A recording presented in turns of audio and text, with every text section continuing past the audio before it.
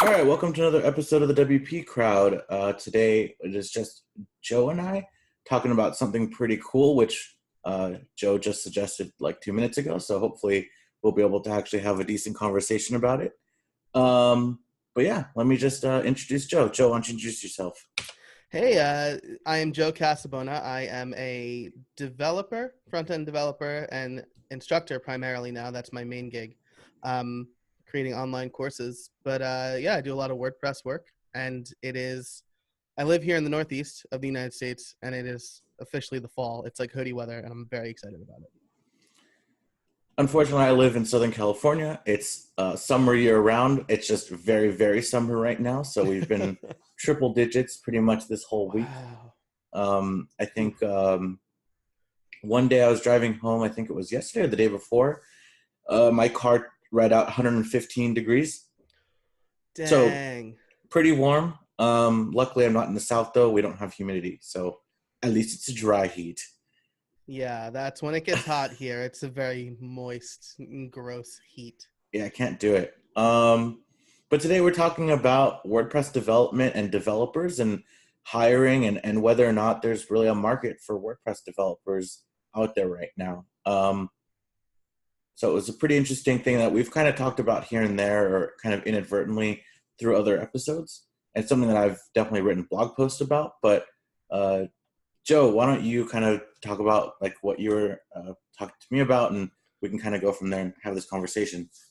Yeah, definitely. So it kind of came to me on a whim this morning, um, and I just kind of wrote down created a draft in WordPress, and the title of the blog post is "Are WordPress developers becoming unhireable?" And it's a little clickbaity like that. Like that title is a little bit clickbaity, but over the last few months, I've kind of thought about, I was on a bit of a job hunt for a while before I decided to go uh, full-time self-employed, and I was looking around at like just straight WordPress developer jobs. I know a lot of friends who were either out of work and looking for a new job or looking for jobs in the WordPress space, and it's very hard right now to be a like WordPress PHP developer and get hired, or very hard to get hired at a rate competitive to not having the WordPress title, right? Which is what you mentioned kind of in the pre-show.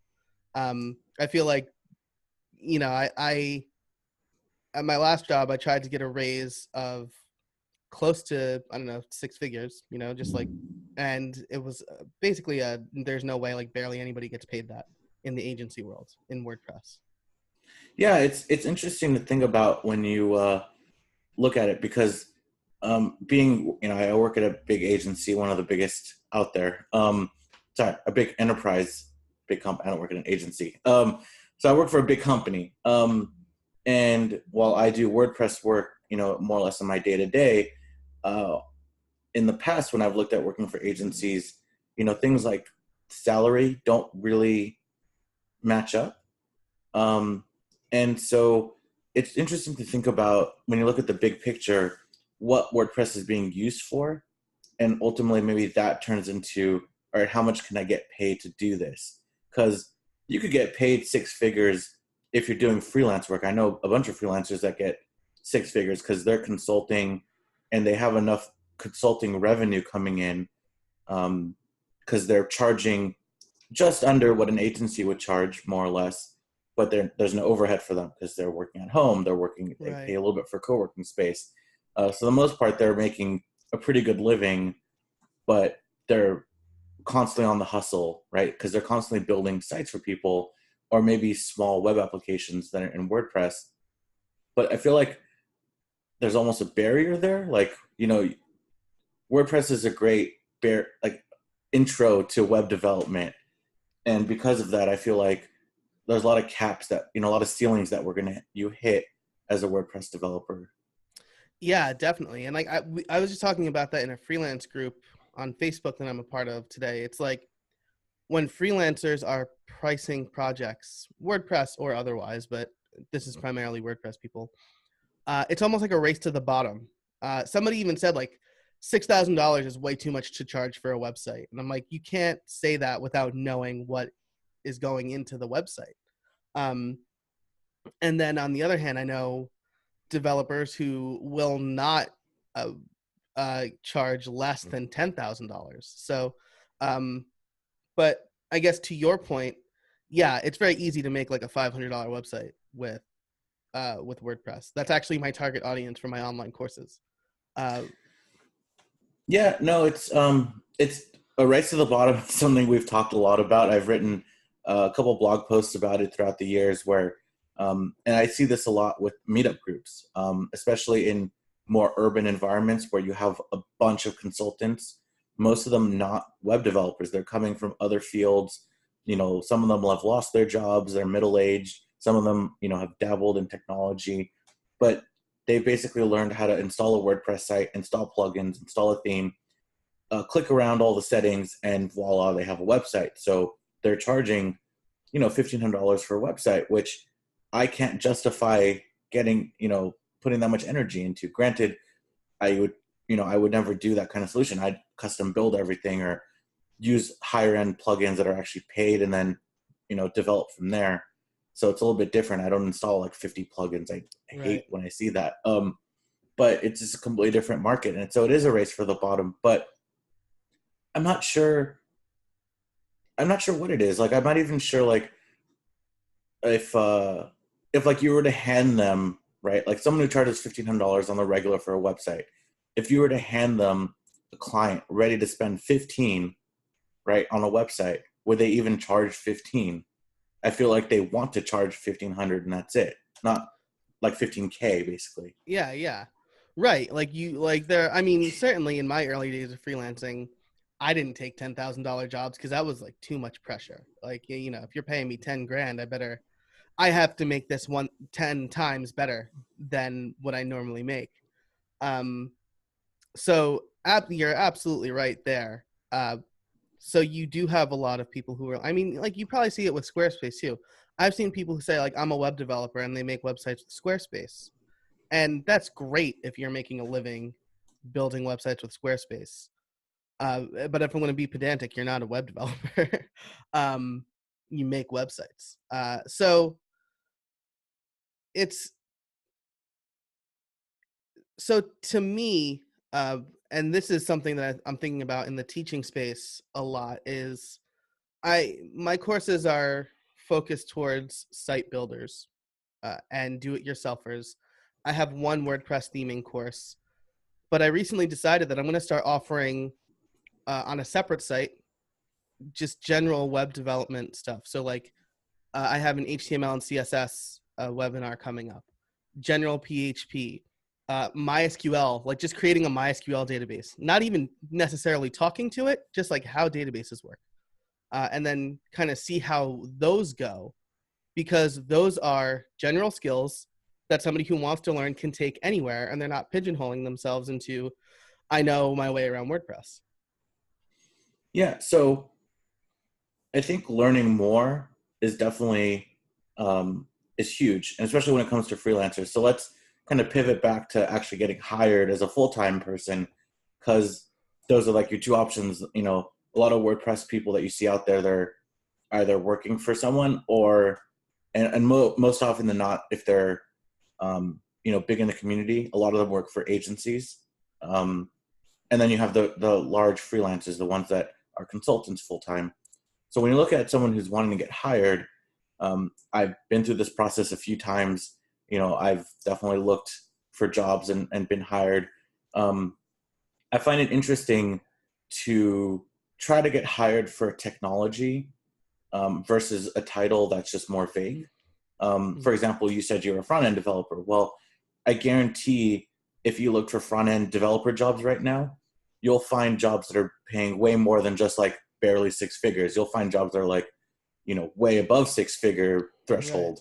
right. Um, but if you add in the WordPress in there, all of a sudden it like drops it by like half. Yeah. And it's pretty crazy that WordPress has this stigma around it. But then I guess again, coming back, you have to think about who's selling WordPress, right? Who's using it, and ultimately, I think that agencies can't afford to pay that much because they're not making enough revenue to pay it to even just developers, maybe even high up people, but let's just say a developer, a senior level Right. developer. Yeah, exactly. So you have, I'm going to draw on my experience at Crowd Favorite because it was a good experience. I learned a lot, not just about like, let me say hands down, 3 years ago when I started there, between then and now, I came out just a much, much better developer. But I also learned about the enterprise space in WordPress, right? And I can compare that to my time when I was in the IT department in higher ed, where the University of Scranton was paying at least $50,000 per year for Banner, which is an ERP that most colleges use, and it's garbage. I mean, it's a great database, but it looks not good, right? Or like Luminous, which is another $50,000 a year thing, and then like just thousands and thousands of dollars if you want custom modules. Versus what we're doing at Crowd Favorite, which is or the agency world in general, which is almost fighting tooth and nail to convince enterprises that, yeah, WordPress is a viable option for you, right? Like a lot of the effort in the WordPress space right now is trying to convince larger companies that, hey, WordPress can do that thing that you need it to do. Maybe cheaper, but with a competent developer, it could do it better. So, and it's just that mindset, right? Why should I pay? The other thing is, why should I pay $50,000 a year for something open source when I can pay $50,000 a year to Illusion, and they have like support behind it and stuff like that. Yeah, it's definitely a tough sell. I've talked to, as a full-time employee in the enterprise realm, I've talked to many people who talk about, how to bring WordPress into enterprise, and I'm trying to tackle it from the other way. And I'm like, Right. how do I, from enterprise, convince people or other enterprise that WordPress is a viable solution? Because we've been using it for quite a while now, and it works really well for us, and it's really modular. It's really, we could build out a whole bunch of stuff on top of it. Yeah, it's not a custom solution, and every time there's I mean, here's like the best example for it, which we keep on coming across. But if there's a security risk, yeah, it's kind of annoying because it's like, okay, everyone has to get together and we have to deploy the security patch, as soon as fast as possible, because we want to get, have the most secure thing out there. But if you think about it, we spent none of our own resource time developing the security patch. Yes, Right. we have to put it up there, but that's a bunch of like clicking buttons and getting the deploy going versus actually someone who's sitting there writing code, figuring out where the security risk is, and then fixing it. Right. So that's the one benefit that I just like, I tell everyone who's like wary about WordPress and enterprise. I'm like, yeah, it's out there. There's many, it's just like a IE Windows machine. There's so many people who would just want to attack it all day, but at the same time, there's also a very large community around it fixing that and mitigating those problems. And if you're an enterprise, you should have the whole stack covered anyway. Like, even if your site isn't WordPress, it's probably going to be, DDoS attacked daily. Yeah. Yeah, exactly. I mean, that's the thing, right? Anything you do with software anywhere on a server, on the internet, like anything you do is going to be vulnerable to attacks. And I mean, I know for a fact that your organization uses WordPress for big, like I've worked on big custom sites. Yeah, Um, and I mean, yeah, there are headaches that need to be tackled. There are things that maybe the old system did that WordPress doesn't do inherently, but um, again, with like a competent developer, you can create a very nice solution around that. Um, so it's a tough sell, and until larger enterprises realize like, hey, WordPress is worth its salt, uh, you're gonna have a hard time getting those really big ticket items, and even longer before that trickles down right to the developer. yeah. So just to bring it all full circle, again, we're talking about enterprise and selling to it because enterprise is where, let's say just real money for developers is. Um, and that trickles down to agencies, which then trickles down to developers. So the developers who want to get paid more, um, they're going to have a hard time if they don't have enterprise level clients in the equation. So let's talk quickly about how WordPress developers are maybe, as you said, pigeonholing themselves in a way. Because yeah, I could probably spend a couple days looking for a WordPress job, and if I really didn't care about what pay, if like if I could afford taking a lower pay cut or a lower salary, I could probably find a job pretty quickly. But I don't want to get paid, 50 to 60K and live in Southern California. It's just not feasible. Right. Um, but that's probably what I'm looking at if I want to do that. And yeah, it'd probably be a remote job, so that'd be kind of nice because then I wouldn't have to drive anywhere. But that's still not going to compensate enough. So, as I said before, taking WordPress out of the title when you're looking for a job, all of a sudden jumps up the price. So I'm curious what you think, why people are pigeonholing themselves, maybe, and uh, like why WordPress developers are so stuck on that and only working on WordPress. Yeah, that's a really good question. I think it has a lot to do with probably dedication to the cause, right? Like you hear a lot of people in this space saying, "Oh, you could do that really easily with WordPress." Even if it's not easily, what it is I can see a solution with WordPress pretty easily. Um, with let's look at healthcare.gov for example, right? When that launched, there were people both in and out of the community saying like, why didn't they use WordPress for this? There's like 400 million reasons that I can think of where you shouldn't use WordPress for healthcare.gov. Maybe it would be a good solution. I just don't think, WordPress is not the thing that crosses my mind when running that marketplace. Um, so I think you have a lot of people who say that they are specifically WordPress developers because that's what they like working in, and that's what they prefer to work in, and that's what they know the best, right? It's almost like people who know how to do something with jQuery but not vanilla JavaScript, right? There are things that you could do more easily with WordPress, like sanitizing a database, than you could do with just vanilla PHP. Yeah, and again, if you learn the language behind it, which you should, then again, there's a higher chance you're going to get paid what you want to get paid. Because PHP, while let's say an older language, still powers a lot of websites out there and powers new frameworks that come out. So Laravel, which isn't a new framework by any means, but it's just more popular because it powers more enterprise level websites. And Symfony, again, also powers more enterprise level websites because they're bespoke custom solutions. um, those kind of jobs will actually get you paid more, but you have to be willing to not be in WordPress. So I'm almost thinking that with some of these developers, they're just it's a fanboyism kind of thing where it's just like, Yeah, and I totally get wanting to work in what you're comfortable in, right? Like if I could get paid, well, I guess I am. If I could get paid big enough money and work on something that I find very easy, that's like the win-win scenario, right? Because you get paid a sure. lot of money to do something that you find easy, and relatively fun. But I just WordPress isn't. It's not catching up, and development in general, you have to keep on challenging yourself if you want to keep on moving up the chain. Or we say leveling up a lot, but that's just what you have to do because WordPress, again, it is a race to the bottom, and I don't know. I just don't see it forever holding that position. Like even in enterprise, yeah, there's some sites that are WordPress, but as you said, not every site should be WordPress. And thank you for saying that because there are some developers I know that again will be like, hey, anything could be built with WordPress and should be. And I'm like, well, everything can be, yes, but not Sure. not should be.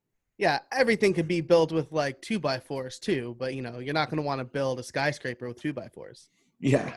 So like that whole notion is, I don't know, it's weird. Like talking to people that are that fanboy about it from someone who, has delved into other communities and been part of other dev communities besides WordPress, it's kind of weird. And I think, if someone like that complains to me about, hey, I can't find a decent paying job, well, you're kind of doing that to yourself at that point.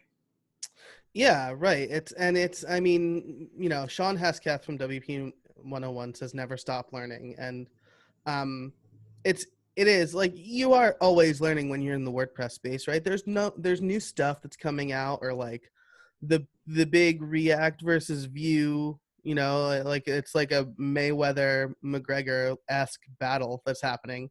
So you might have to learn enough of a new JavaScript framework if you know Backbone already, but you can still do everything with PHP.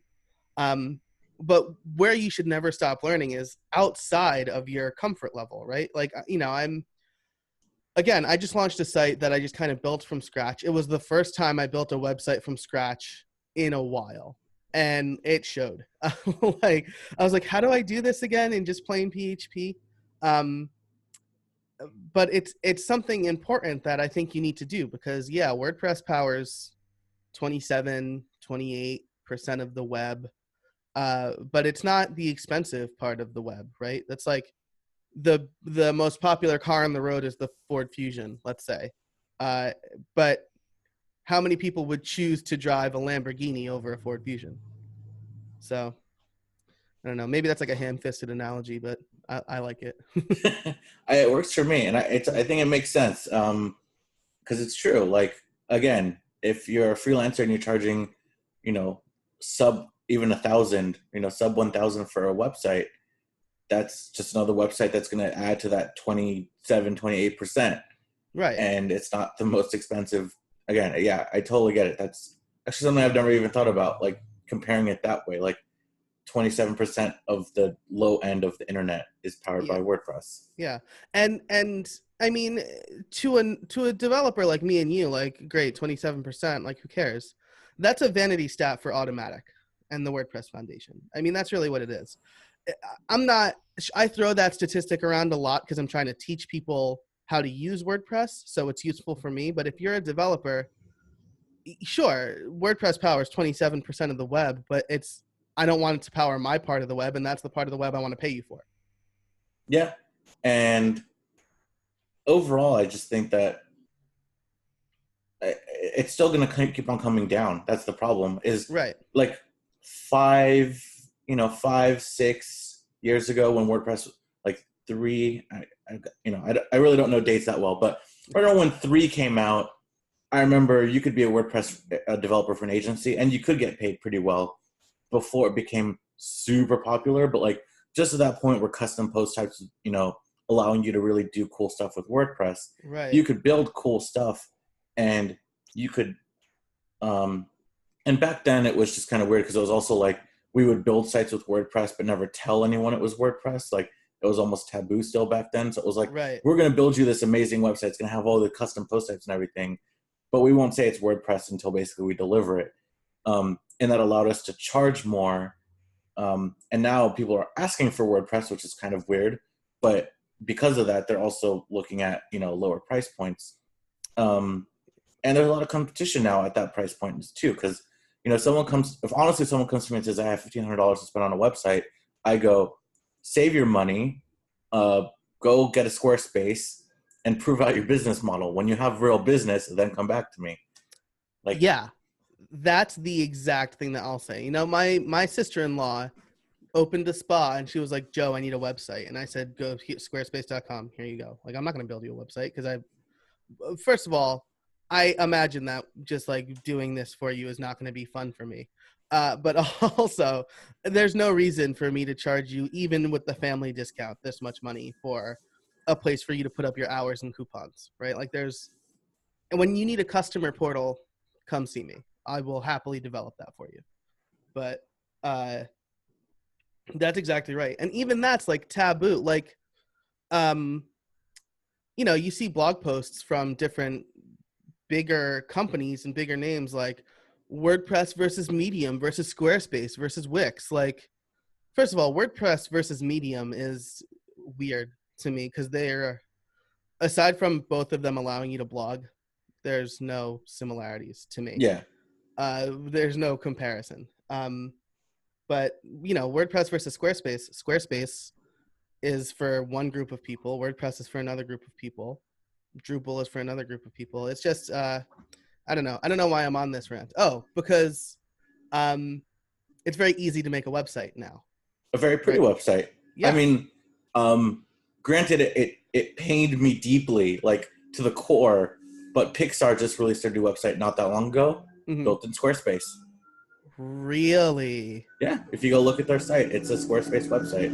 It's really pretty, and with Pixar, it's it's all about imagery, and they have the images because they have the IP, they have the images, so it came out really nice. And you know what?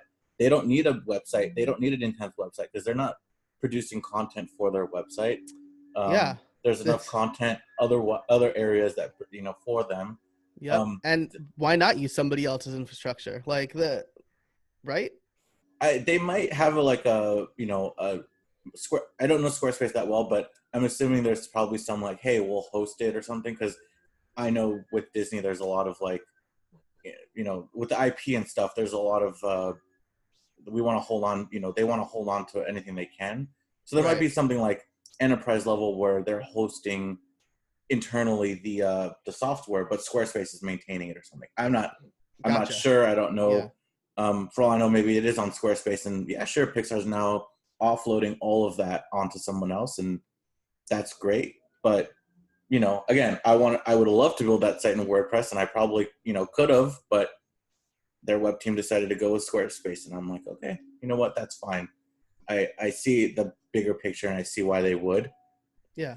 Um, that being said, there's nothing really custom on it, so there doesn't need to be anything Right. really tricky. Right. Exactly. Like, they're using the tool that they felt best suited them for the job. And to our main topic, right? To the point of our main topic, that is an enterprise level project that some WordPress agency lost out on because Pixar simply didn't need that, right? Squarespace had what they needed. Yeah.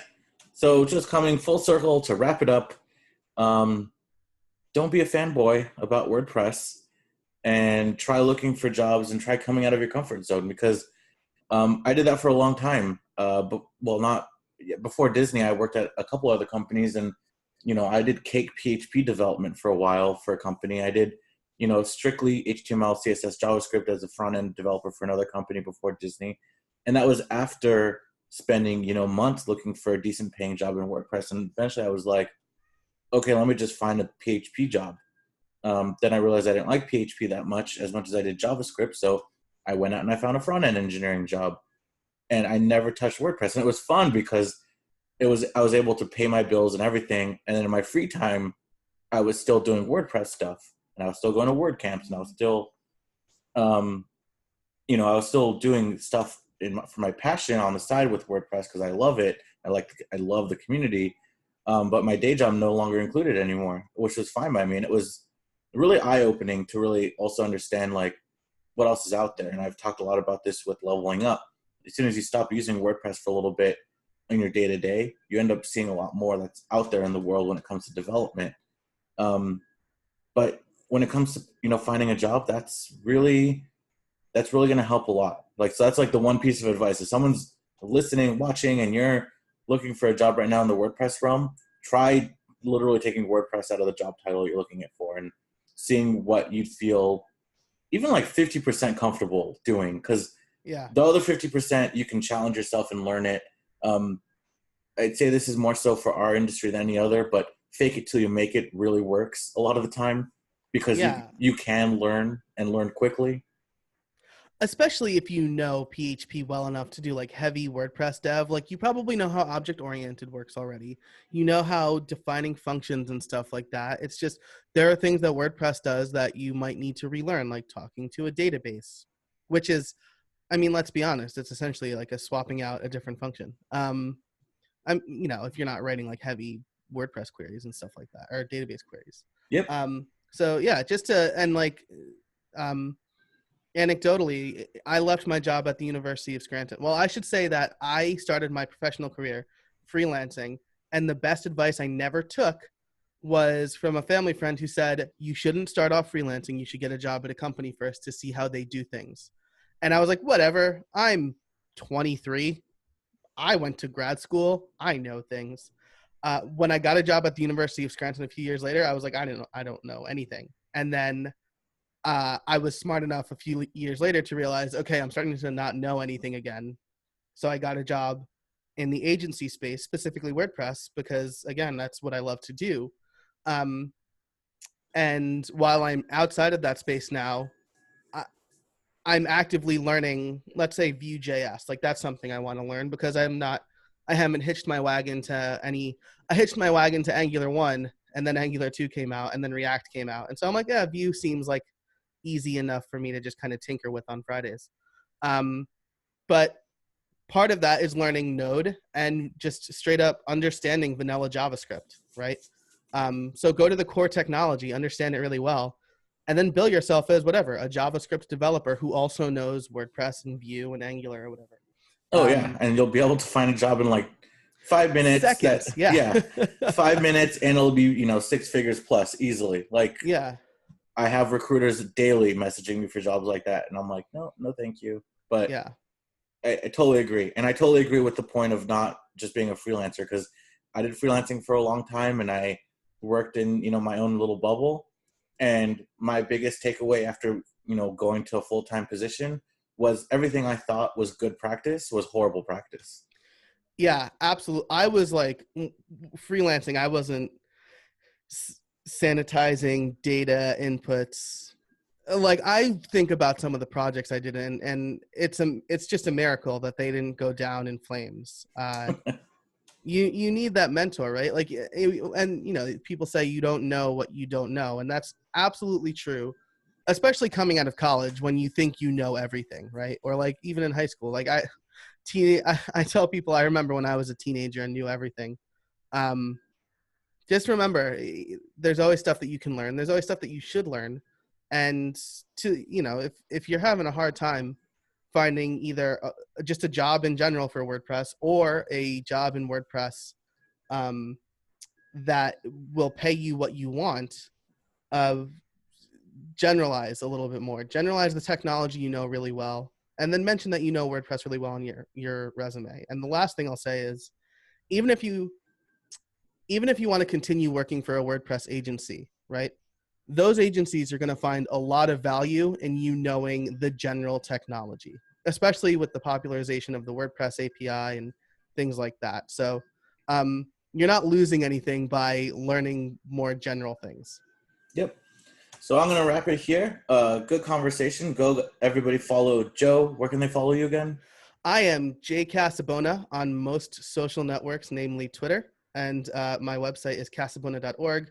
And from there, you can find my courses and my podcast and all that other stuff. Awesome. And the WP crowd, follow us on Twitter. If you're watching on YouTube, make sure to hit the subscribe button down below and give this a thumbs up. Thank you again.